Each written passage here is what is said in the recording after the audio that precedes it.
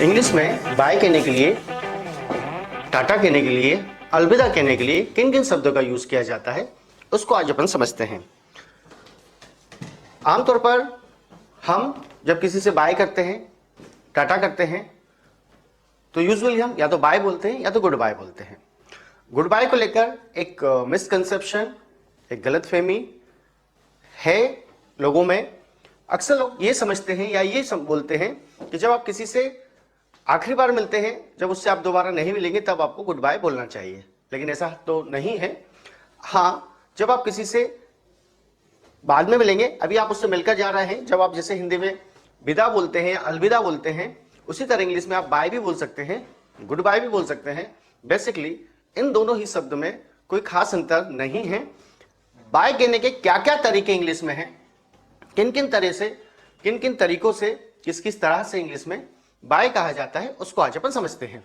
जैसे बाय आप नॉर्मली बोल सकते हैं बाय। फिर एक वर्ड हमारे पास आ रहा है बाय फॉर नाउ।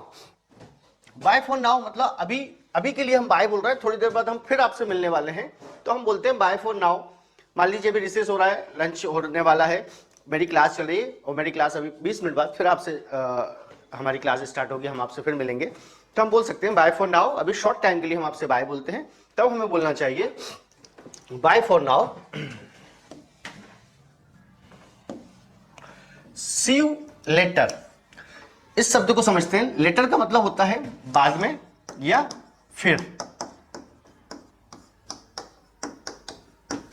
लेकिन एक वर्ड सी बहुत बोला जाता है जब हम किसी से मिलने के लिए, दोबारा मिलने के लिए या मिलने के लिए यूज करते हैं, तो हम सी का यूज करते हैं।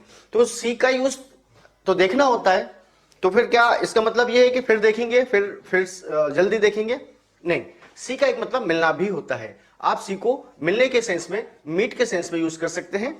लेटर मतलब बाद में, सी मतलब मिलना, यू मतलब आपसे फिर मिलेंगे, तो हम बोल सकते हैं सी यू लेटर। जल्द ही मिलेंगे, जल्द ही मिलेंगे तो सी यू सून। दोबारा मिलेंगे, सी यू अगेन। कल मिलेंगे, see you tomorrow. See you tomorrow, see you Monday, see you next week, see you next month. आप कभी भी इस तरह के स्ट्रक्चर्स का यूज कर सकते हैं मिलने के सेंस में। फिर यहां पर कुछ और वर्ड्स दिए हैं, जैसे एड्यू, चीरियो, चाओ, टाटा, बाय, गुड बाय। अगर आप मुझसे पूछते हैं कि 1 2 3 4 5 और 6, इसको 16 का अभी छोड़ देते हैं, इन 6 शब्दों में क्या अंतर है, तो मेरा जवाब है इन 6 वर्ड्स में, इन 6 वर्ड्स में, इन 6 शब्दों में कोई भी अंतर नहीं है। आप इनमें से जो वर्ड चाहें वो वर्ड यूज कर सकते हैं, जिसमें आप कंफर्टेबल हैं, जिसमें आप मोस्ट कंफर्टेबल हैं, जो आपको याद आ जाता है, जो आपकी मेमोरी में आ जाता है, आप उसको बोल सकते हैं। तो यहां पर देखेंगे एड्यू, चीरियो, चाओ, टाटा। अक्सर जब हम ये वर्ड्स स्टूडेंट्स को पढ़ाते हैं तो हमारे पास एक क्वेश्चन आता है, शब्द क्या ये चाइनीज वर्ड है, क्या ये जापानी वर्ड है? तो मेरा क्वेश्चन है नहीं, ये तो मेरा जवाब है कि नहीं, ये सब के सब इंग्लिश वर्ड है। आप इनमें से किसी को भी यूज कर सकते हैं, कोई अंतर नहीं है। आप बाय बोले, आप गुड बाय बोले, आप एड्यू बोले, आप चीरियो बोले, आप चाओ बोले, आप टाटा बोले, जो आपको बोलना है आप बहुत नॉर्मल कॉमन सेंस में, कॉमन यूज में इनको बोल सकते हैं। फिर एक वर्ड है सो लॉन्ग। सो लॉन्ग को भी आप टाटा, गुड बाय के सेंस में यूज कर सकते हैं, लेकिन इसका आप पर्टिकुलरली तब यूज करेंगे जब आप किसी से बहुत दिनों बाद दोबारा मिलेंगे, तो आप यूज करेंगे सो लॉन्ग। सो लॉन्ग इसका मतलब भी है बाय, लेकिन इसको आप नॉर्मली यूज नहीं करेंगे। जैसे मान लीजिए कोई 1 महीने के लिए जा रहा है आपके ऑफिस से छुट्टी लेकर, या आपके फैमिली मेंबर कोई घूमने जा रहा है लंबी छुट्टियों के लिए, तो आप उससे जब बाय करेंगे तो बाय के स्थान पर आप उसको बोलेंगे so long. Bye, take care. अपना ध्यान रखिए, जब हम किसी से बाय बोलते हैं तो ये एक बहुत जनरल एटिकेट है कि हमें किसी को इस तरह से बोलना चाहिए, ओके बाय, टेक केयर, ठीक है। अब अपना ध्यान रखिएगा, बाय, टेक इट इजी, अपना ध्यान रखिएगा, गुड नाइट। जब आप इवनिंग में किसी से बाय बोलते हैं तो आपको गुड नाइट बोलना चाहिए।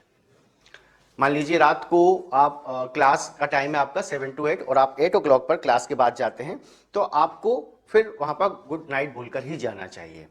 लेकिन गुड नाइट के लिए एक बात तो समझ लीजिए, जब आप किसी से मिलते हैं, चाहे आप इवनिंग में मिलें, चाहे आप नाइट में मिलें, तो आप उसे गुड नाइट नहीं बोलेंगे।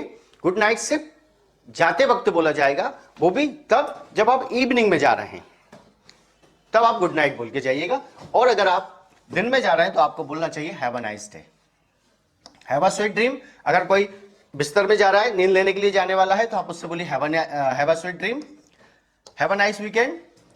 अब मान लीजिए हमारी क्लास सैटरडे नहीं है, संडे भी नहीं है, फ्राइडे तक है, या सिर्फ हमारी क्लास जो है सैटरडे को है और हम मंडे को मिलने वाले हैं, या हम फ्राइडे को आपसे बाय बोल रहे हैं और अब हम सीधे मंडे को मिलेंगे, तो आपको हम वीकेंड में नहीं मिलेंगे, तो हम आपको बोलेंगे okay have a nice weekend, enjoy your weekend, आपका सप्ताहांत शुभ हो, have a nice weekend, have a nice one, आपका दिन शुभ हो। इस हैव अ नाइस वन का आप कभी भी यूज कर सकते हैं, सिर्फ दिन के सेंस में ही नहीं, आप कोई जर्नी पर भी जा रहा है, कोई एग्जाम देने जा रहा है, वीकेंड पर जा रहा है, तो आप इस वर्ड को कभी भी बोल सकते हैं okay have a nice one.